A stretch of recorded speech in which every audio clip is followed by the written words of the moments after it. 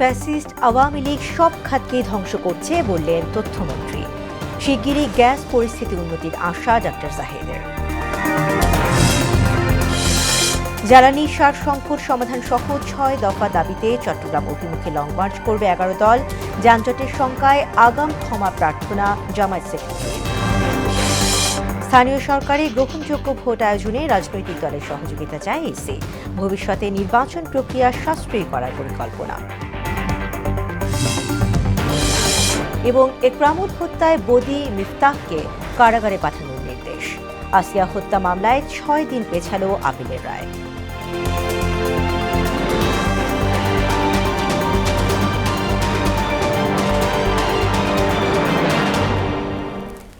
আসসালামু আলাইকুম, মোহনা সংবাদে সবাইকে স্বাগত। শুনছিলেন শিরোনাম, পুরো সংবাদে আছি আমি তাসমিয়া জেরিন। এবারে বিস্তারিত। রাষ্ট্রপতি মির্জা ফখরুল ইসলাম আলমগীরের সঙ্গে সৌজন্য সাক্ষাৎ করেছেন ৩ বাহিনীর প্রধানরা। দুপুরে বঙ্গভবনে এই সাক্ষাৎ অনুষ্ঠিত হয়। সাক্ষাৎকালে বাহিনী প্রধানরা রাষ্ট্রপতির দায়িত্বভার গ্রহণ করায় মির্জা ফখরুল ইসলাম আলমগীরকে অভিনন্দন ও শুভকামনা জানান। তারা স্ব বাহিনীর কার্যক্রম সম্পর্কে রাষ্ট্রপ্রধানকে অবহিত করেন। এ সময় সশস্ত্র বাহিনীর সর্বাধিনায়ক হিসেবে রাষ্ট্রপতির দিক নির্দেশনা ও সহযোগিতা চান ৩ বাহিনীর প্রধান।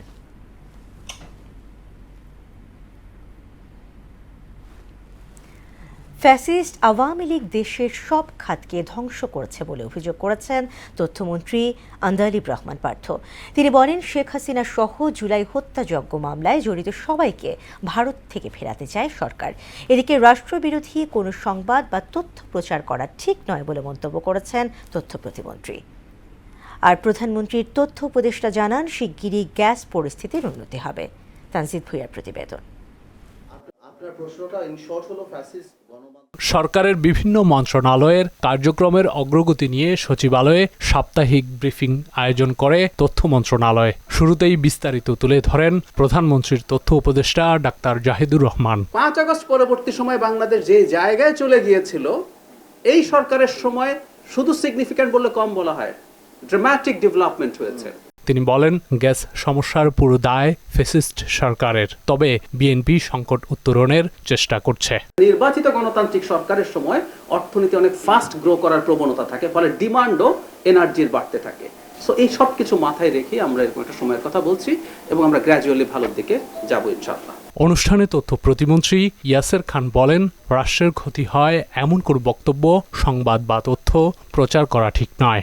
সরকারের বিরুদ্ধে বলার স্বাধীনতা সকলেরই আছে, গণমাধ্যমের স্বাধীনতা অব্যাহত আছে, তবে রাষ্ট্রের বিরুদ্ধে কেউ কোনো মন্তব্য বা রাষ্ট্রের ক্ষতি হোক, রাষ্ট্রদ্রোহী কোনো সংবাদ বা কোনো কিছু প্রচার করাটা ঠিক না। বিএনপি সরকার গণমাধ্যমের স্বাধীনতায় বিশ্বাসী বলে কোনো মিডিয়াকে নিয়ন্ত্রণ করা হচ্ছে না বলে জানান তথ্যমন্ত্রী আন্দালিব রহমান পার্থ। গত ৬ মাসে আমাদের তরফ থেকে এবং মাননীয় প্রধানমন্ত্রীর তরফ থেকে এই ধরনের কোনো ইনস্ট্রাকশন বা কোনো মানসিকতার কোনো বহিঃপ্রকাশ আমি শিওর আপনারা দেখতে পাননি। ১৭ বছর পর যেই দায়িত্বটা পেয়েছি, এটা বাংলাদেশ তার ইতিহাসের সবচেয়ে কঠিন সময় আমরা পার করছি। ইভেন কি একটা দেশ যদি প্রথম থেকেও আরম্ভ করা হয় সেটা একটা ব্যাপার, কিন্তু এটা একটা ভঙ্গুর না, the system has been corrupted. তিনি বলেন, শেখ হাসিনা সহ জুলাই হত্যাযজ্ঞ মামলায় জড়িতদের ভারত থেকে ফিরিয়ে আনতে চায় সরকার।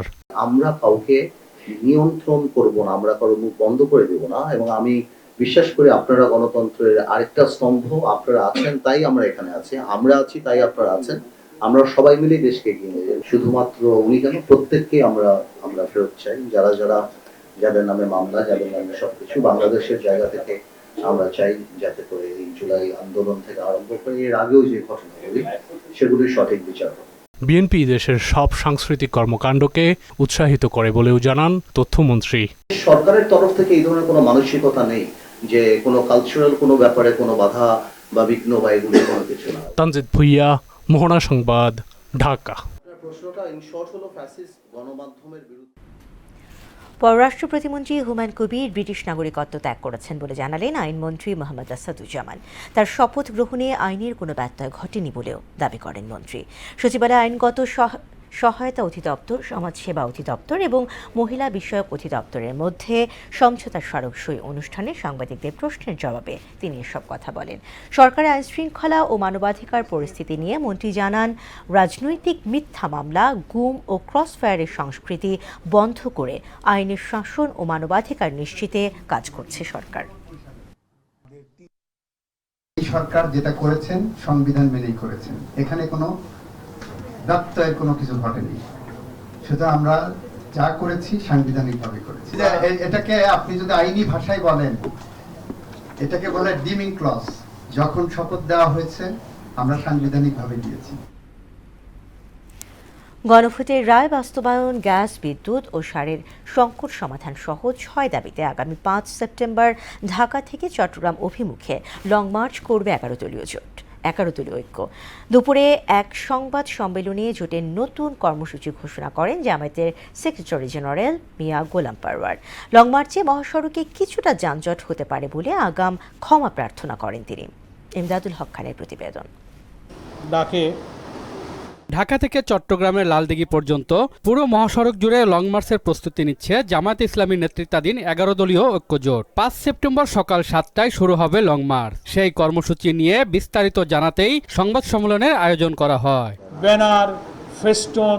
জামায়াতের সেক্রেটারি জেনারেল মিয়া গোলাম পরোয়ার বলেন, ঢাকা চট্টগ্রাম মহাসড়কের বিভিন্ন স্থানে হবে পথসভা ও সমাবেশ। লং মার্চের বহরে থাকবে 1000-এরও বেশি গাড়ি। 5 সেপ্টেম্বর শনিবার সকাল 7টায় আমরা ঐতিহাসিক বহু আন্দোলনের স্মৃতি বিজড়িত শাপলা চত্বরে সমবেত হয়ে সেখান থেকে চট্টগ্রামের আরেক সকল আন্দোলনের সূতিকাগার লালদিঘির ঐতিহাসিক ময়দানে আমরা গন্তব্যে পৌঁছানোর উদ্দেশ্যে যাত্রা আমরা শুরু করব শাপলা চত্বর থেকে।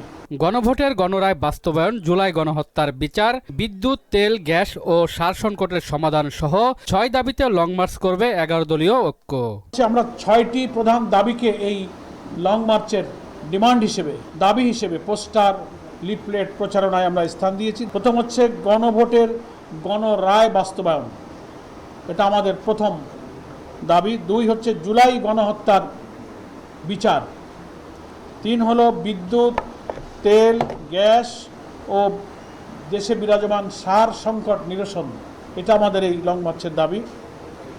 4, নিত্য প্রয়োজনীয় দ্রব্যমূল্যের ঊর্ধ্বগতি রোধ করা। কর্মসূচি সফল করতে ঢাকা ও চট্টগ্রাম সহ 9টি জেলা মহানগরী ঘিরে প্রস্তুতি নেওয়ার কথা জানান মিয়া গোলাম পরোয়ার।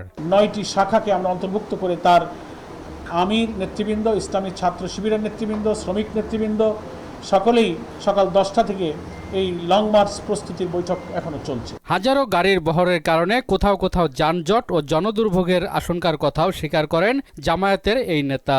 একটু যানজট হবে, একটু ভোগান্তি যদি হয়, আমি জামায়াত ইসলামীর পক্ষ থেকে তাদের সবার কাছে আগাম ক্ষমা চেয়ে নিচ্ছি। ইমদাদুল হক খান, মোহনা সংবাদ, ঢাকা।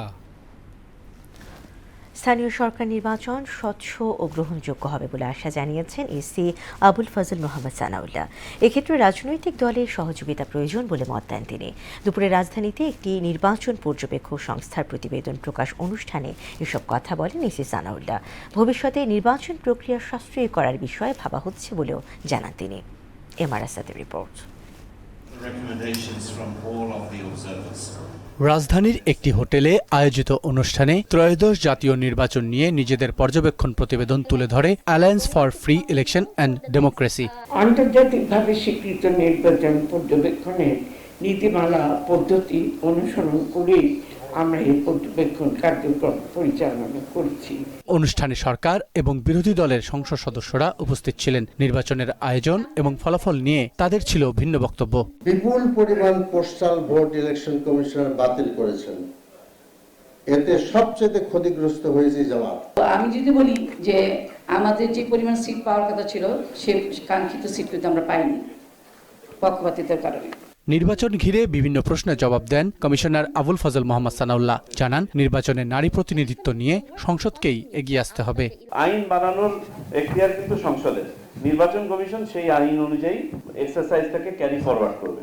জাতীয় সংসদ নির্বাচন সুষ্ঠু ও গ্রহণযোগ্য হয়েছে উল্লেখ করে স্থানীয় সরকার নির্বাচনে সহিংসতা রোধে রাজনৈতিক সদিচ্ছার উপর জোর দেন তিনি। আমরা তো চাই জিরো ভায়োলেন্স, বাট বাংলাদেশের election unfortunately comes with violence, unfortunately. সেদিক থেকে আমরা বলবো, যদি ত্রয়োদশ জাতীয় সংসদ নির্বাচন 12 ফেব্রুয়ারি যদি কোনো কারণে অনন্য হয়ে থাকে, এটা হচ্ছে ল্যাক অফ ভায়োলেন্সের জন্য। এই কালচারটাকে let us carry it forward in the local government election, because local government election in Bangladesh become even more violent. নির্বাচনে শতভাগ ভোটার উপস্থিতির বিষয়েও রাজনৈতিক দলের কাছ থেকে পরামর্শ চেয়েছেন ইসি সানাউল্লাহ। Nomination পেলেই I am elected, no, this is not going to happen. Election will be transparent, free and fair. এটা আমরা নিশ্চিত করব ইনশাআল্লাহ। আর আসাদ, মোহনা সংবাদ, ঢাকা। ভোট কক্সবাজারের কাউন্সিলর একরামুল হত্যা মানবতা বিরোধী অপরাধ মামলায় সাবেক সংসদ সদস্য আব্দুর রহমান বদি এবং সেনা কর্মকর্তা মিফতাহ উদ্দিন সহ 4 জনকে গ্রেফতার দেখিয়ে কারাগারে পাঠানোর নির্দেশ দিয়েছেন আন্তর্জাতিক অপরাধ ট্রাইব্যুনাল। একই সঙ্গে শেখ হাসিনা সহ 7 জনকে আত্মসমর্পণের জন্য পত্রিকায় বিজ্ঞপ্তির নির্দেশ দেওয়া হয়েছে। অন্যদিকে আসিয়া ধর্ষণ এবং হত্যা মামলায় আপিলের রায় পিছিয়ে 31 অগস্ট দিন ধার্য করেছেন হাইকোর্ট। মুদাসির আলী প্রতিবেদন।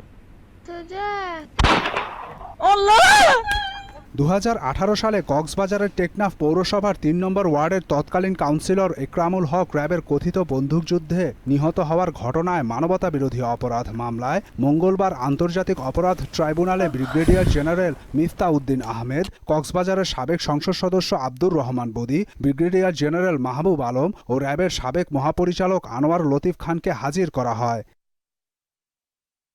এই মামলায় তাদের গ্রেপ্তার দেখিয়ে কারাগারে পাঠানোর নির্দেশ দেন ট্রাইব্যুনাল 2। পাশাপাশি শেখ হাসিনা সহ পলাতক 7 আসামিকে আত্মসমর্পণের জন্য পত্রিকায় বিজ্ঞপ্তি প্রকাশের নির্দেশও দেওয়া হয়েছে বলে জানান চিফ প্রসিকিউটর মোহাম্মদ আমিনুল ইসলাম। যারা পলাতক আছে তাদের এক্সিকিউশন রিপোর্টের জন্য আছে, ব্রিগেডিয়ার মিফতাহ সহ অন্যান্যদেরকে আজকে কারাগারে পাঠিয়েছে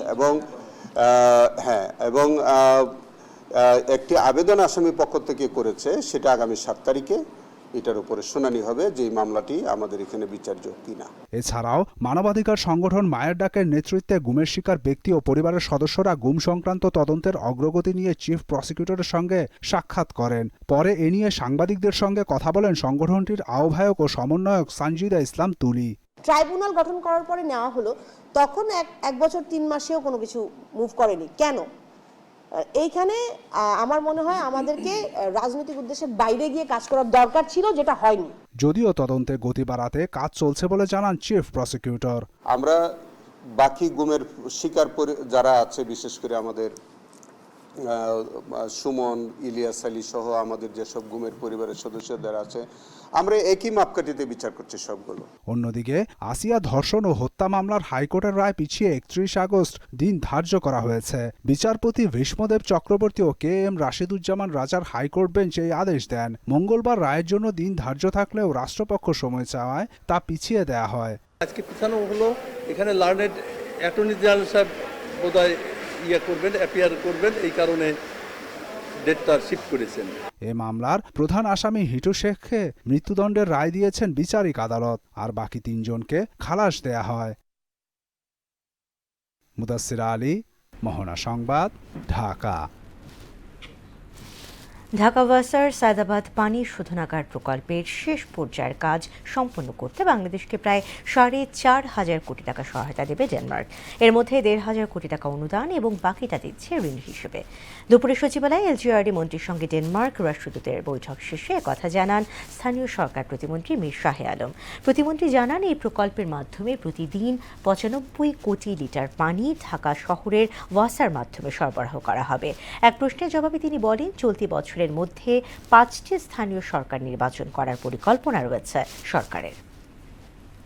ডেনমার্কের রাষ্ট্রদূত আমাদেরকে সহযোগিতা করবেন সরকার, সেটি হচ্ছে টোটাল 16,000 কোটি টাকার একটা প্রজেক্ট, সায়দাবাদ প্রজেক্ট। এটা মেঘনা থেকে আমরা পানি ট্রিটমেন্ট প্ল্যান্ট করে সরাসরি ঢাকা ওয়াসার মাধ্যমে ঢাকা শহরে নিয়ে আসব। 95 কোটি লিটার পানি আসবে এটাতে, কিন্তু আমরা টার্গেট করেছি আমরা 2029-এর মধ্যে এটা শেষ করব। এখন ডেনমার্কের সরকার আমাদেরকে সহায়তা করবে এই যে লাস্ট ফেজের যে কাজটি, এটা সম্পন্ন করবার জন্য টোটাল ওনারা সহযোগিতা করবে আমাদের প্রায় 4,500 কোটি টাকা। হামে উদ্বেগ কাটছেই না। নিহতের তালিকায় প্রতিদিনই যুক্ত হচ্ছে 3 থেকে 5 জন শিশু। আক্রান্ত হচ্ছে হাজারের উপরে।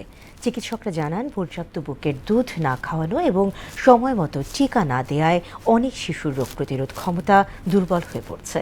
এ কারণেই বাড়ছে প্রাণহানি। একই সঙ্গে ডেঙ্গুর প্রকোপ নিয়েও সতর্ক করছেন বিশেষজ্ঞ চিকিৎসকরা। তারা বলেন, ডেঙ্গু প্রতিরোধে সরকারি উদ্যোগের পাশাপাশি জনসচেতনতা বাড়ানো জরুরি। আরও জানাচ্ছেন রাজীব আহমেদ।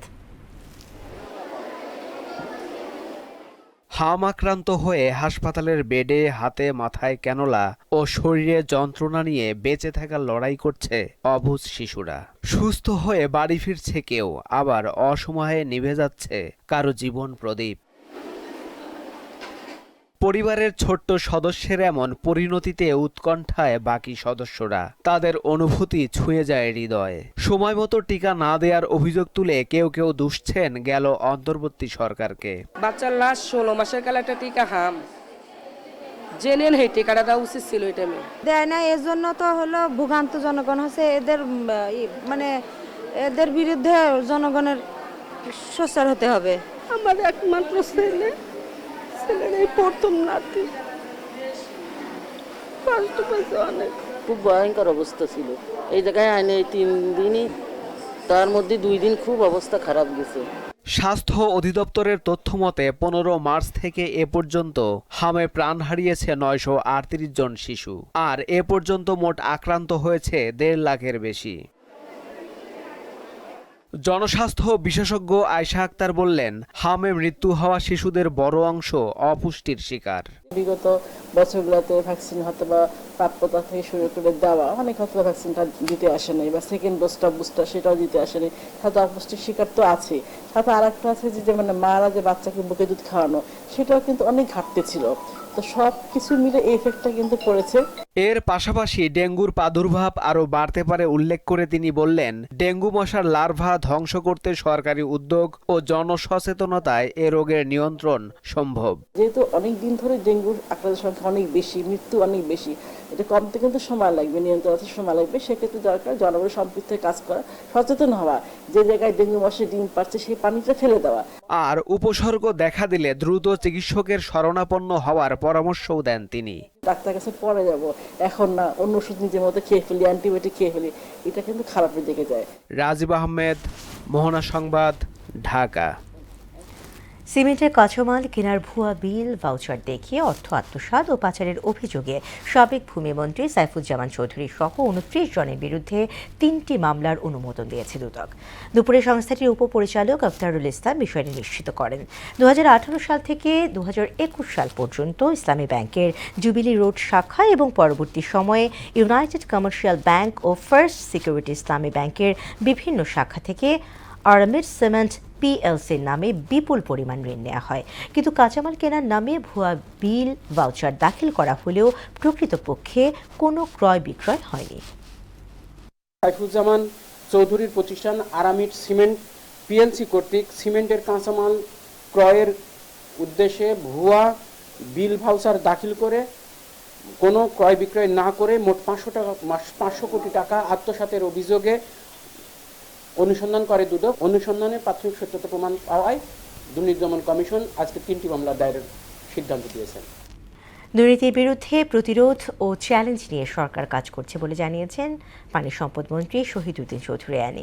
দুপুরে ফেনীর পরশুরামে বন্যা নিয়ন্ত্রণ বাঁধ পরিদর্শনকালে তিনি কথা বলেন।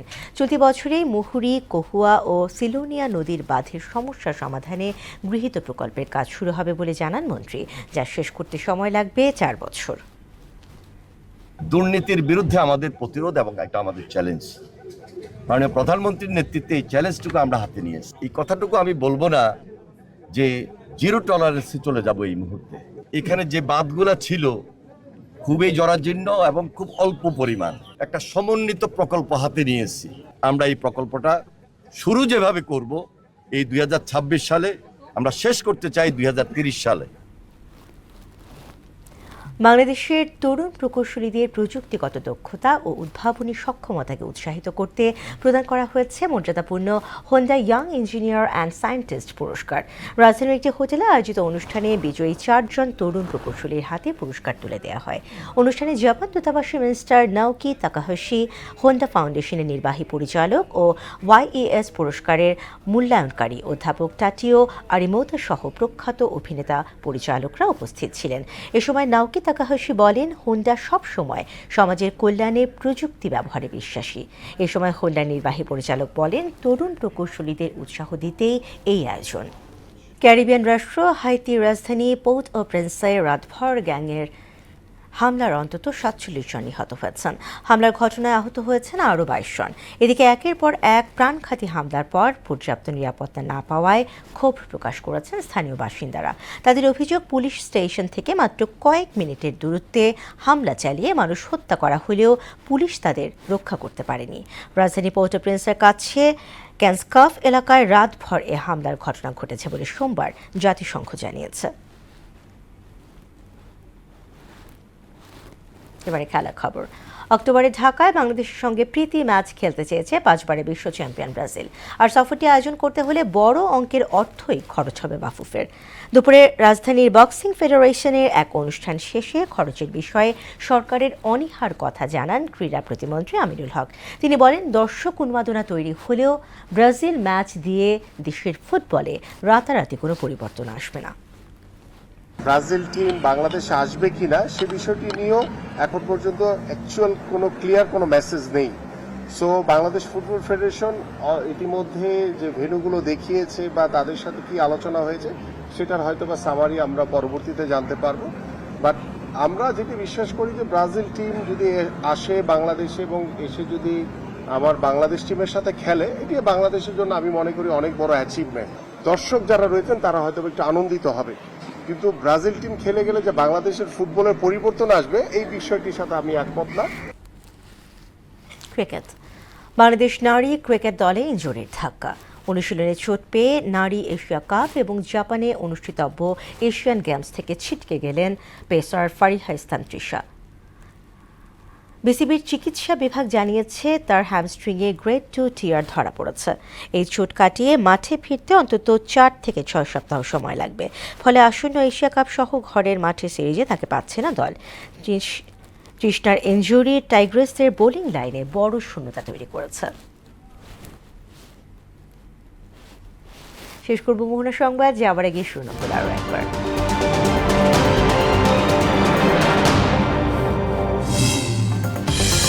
ফ্যাসিস্ট আওয়ামী লীগ সব খাতকে ধ্বংস করছে বললেন তথ্যমন্ত্রী।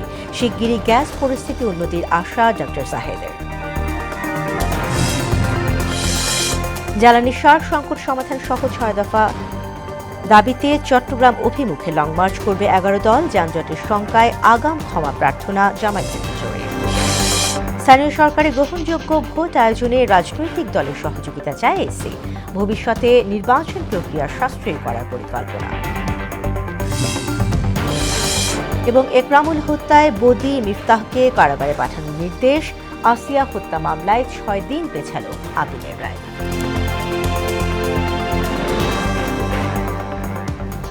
দর্শক, এই ছিল মোহনা সংবাদে। পরবর্তী সংবাদ রাত 9টায়। এর আগে সন্ধ্যা 7টায় দেখবেন সংবাদ এক নজরে। এছাড়া মোহনার সবশেষ খবর জানতে ভিজিট করুন www.mohana.tv। সংবাদ দেখতে পারেন আমাদের ফেসবুক পেজ ও ইউটিউবে। এতক্ষণ সঙ্গে থাকার জন্য ধন্যবাদ।